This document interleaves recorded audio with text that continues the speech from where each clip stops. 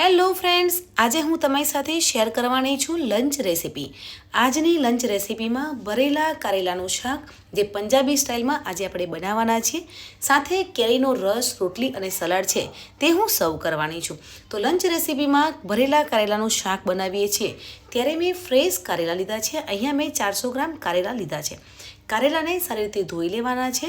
હવે કારેલાની કડવાશને દૂર કરવા માટે જે કારેલાની ઉપરની જે છાલ છે તેને કાઢી લેવાની છે. ફ્રેન્ડ્સ, કારેલાની ઉપરની છાલ કાઢવાથી કારેલાનું શાક છે તે કડવું નથી લાગતું. તો આપણે આ રીતે બધા જ કારેલાની ઉપરની છાલ છે તેને નીકાળી લેવાની છે. હવે અહીંયા પંજાબી સ્ટાઇલમાં કારેલાનું શાક બનાવીએ છીએ ત્યારે કારેલાની છાલ છે તે નીકાળી લીધી છે. ફ્રેન્ડ્સ, હવે કારેલાને વચ્ચેથી કટ કરવાનું છે, એટલે કે આ રીતે એક રિંગ ટાઈપ કટ કરવાનું છે. કેમ કે ભરેલાનું શાક બનાવીએ છીએ એટલે રિંગને કટ કરીશું અને અંદર વચ્ચે આપણે એક સ્ટફિંગ રેડી કરવાનું છે અને તે ભરીશું, એટલે ભરેલાનું કારેલાનું શાક છે તે બહુ સરસ લાગશે. તો આ રીતે રિંગમાં કટ કરવાનું છે અને અંદરના જે બિયા છે તે કાઢી લેવાના છે. તમે જોઈ શકો છો કે મેં બધા જ કારેલાના અંદરના જે બી છે તે કાઢી લીધા છે. અને કારેલાની કડવાશને દૂર કરવા માટે એક વાસણમાં પાણી લેવાનું છે. પાણી ગરમ થઈ જાય પછી મીઠું ઉમેરવાનું છે. મીઠું છે તે અડધી ચમચી જ ઉમેરવાનું છે. કેમ કે કારેલાને વધારે બોઇલ નથી થવા દેવાના, થોડાક એવા બોઇલ થવા દેવાના છે. અને થોડીક અડધર ઉમેરવાની છે. અડધર ઉમેરવાથી કારેલાનો કલર છે તે તેવો જ રહે છે, તેનો કલર છે તે ચેન્જ નથી થતો. હવે કારેલાને પાણીમાં ઉમેરીને 3 મિનિટ માટે થવા દેવાનું છે, એટલે સરસ એવા કારેલા છે તે બોઇલ થઈ જશે. 80% જ કારેલાને કૂક કરવાના છે, વધારે કૂકિંગ નથી કરવા દેવાનું.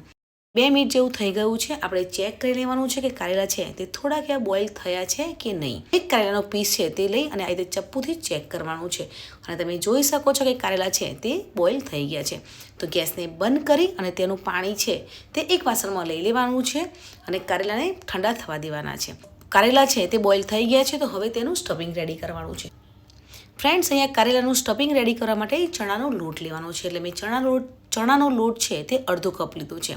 ચણાના લોટને આ રીતે શેકવાનો છે, એટલે તેની કચાશ છે તે દૂર થઈ જશે અને લોટને શેકીને લેવાથી તેનો ટેસ્ટ છે તે બહુ સરસ આવશે.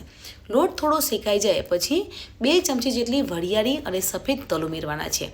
વરિયાળી અને સફેદ તલ ઉમેરવાથી નટી ફ્લેવર છે તે આવશે અને તેને પણ સારી રીતે શેકવાનું છે. વધારે નથી શેકવાનું, થોડુંક એવી એની કચાશ દૂર થઈ જાય ત્યાં સુધી શેકી લઈશું. તમે જોઈ શકો છો કે ચણાનો લોટ છે તે સરસ એવો શેકાઈ ગયો છે. તમે અહીંયા ક્રશ કરેલા સિંગદાણા પણ લઈ શકો છો.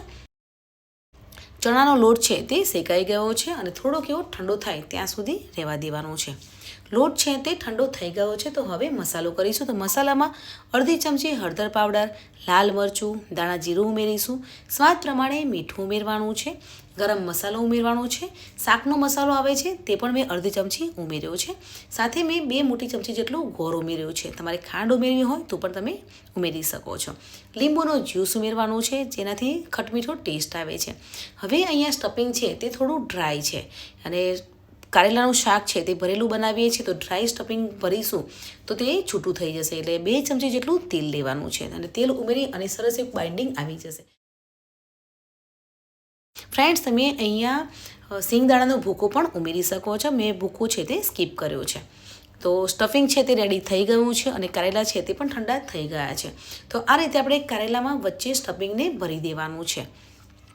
તો આપણે બધા જ કારેલાનું સ્ટફિંગ છે તે ભરીને રેડી કરી લઈશું અને સ્ટફિંગ છે તે વધશે તેને પણ આપણે એક સાઈડમાં મૂકી દઈશું. તો ફ્રેન્ડ્સ, આ રીતે આપણે બધા જ કારેલા છે તે ભરી લીધા છે. તો હવે પંજાબી સ્ટાઇલમાં અને ઢાબા સ્ટાઇલમાં ભરેલા કારેલાનું શાક બનાવીશું.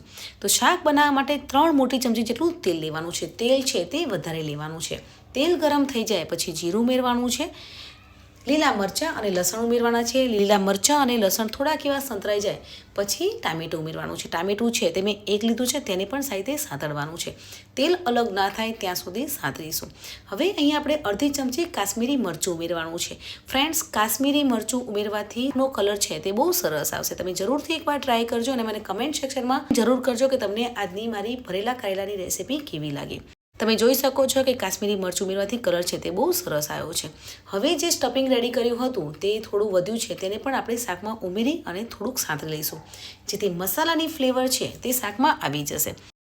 ફ્રેન્ડ્સ, આજે ભરેલા કારેલાનું શાક છે તે પંજાબી સ્ટાઇલમાં બનાવીએ છીએ, એટલે કે થોડું ગ્રેવીવાળું બનાવીશું. એટલે ગરમ પાણી ઉમેરવાનું છે. ઠંડુ પાણી નથી ઉમેરવાનું. થોડુંક એવું નવસેકું પાણી ગરમ હોય તેવું ઉમેરવાનું છે. હવે જે કારેલા ભરીને રાખ્યા હતા તે શાકમાં ઉમેરી દેવાના છે અને થોડા હળવા હાથે આ રીતે હલાવી અને 2 મિનિટ માટે ઢાંકીને મૂકી દેવાનું છે.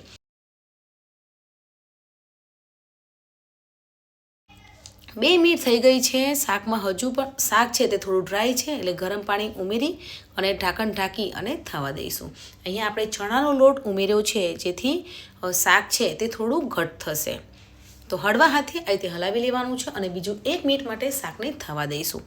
તેલ અલગ થાય ત્યાં સુધી શાકને થવા દેવાનું છે અને તમે જોઈ શકો છો કે 1 મિનિટ પછી શાકને આપણે જોઈએ છીએ તો તેલ છે તે સરસ અલગ થઈ ગયું છે એટલે કે આપણું શાક છે તે બનીને રેડી થઈ ગયું છે. તો ફ્રેન્ડ્સ આપણું ભરેલા કરેલાનું શાક છે તે બનીને તૈયાર થઈ ગયું છે. તો લીલા ધાણા ઉમેરવાના છે અને સારી રીતે મિક્સ કરી લેવાનું છે. તમારે વધારે ગ્રેવી જોઈતી હોય તો ગરમ પાણી ઉમેરી અને ગ્રેવી પણ બનાવી શકો છો. તો પરફેક્ટ એવું પંજાબી અને ઢાબા સ્ટાઇલમાં ભરેલા કરેલાનું શાક છે તે બનીને તૈયાર થઈ ગયું છે. ફ્રેન્ડ્સ આપણે કરેલાનું શાક તો બનાવતા હોઈએ છીએ પણ આ રીતે આજે નવી રીતનું શાક બનાવ્યું છે તે રેડી થઈ ગયું છે. તો ગરમા ગરમ શાકને સર્વિંગ પ્લેટમાં સર્વ કરીશું. તો અહીંયા મેં સર્વિંગ પ્લેટમાં ભરેલા કરેલાનું શાક સર્વ કર્યું છે. સાથે કેરી પણ માર્કેટમાં આવી ગઈ છે તો આમરસ છે તે પણ મેં રેડી કર્યો છે તેને પણ સર્વ કરીશું. ગરમા ગરમ રોટલી સર્વ કરી છે અને સલાડમાં મેં કાકડી સર્વ કરી છે. તો આજની મારી લંચ રેસીપીમાં ભરેલા કરેલાનું શાક સાથે આમરસ, રોટલી અને સલાડની રેસીપી કેવી લાગી કમેન્ટ સેક્શનમાં જરૂર જણાવજો.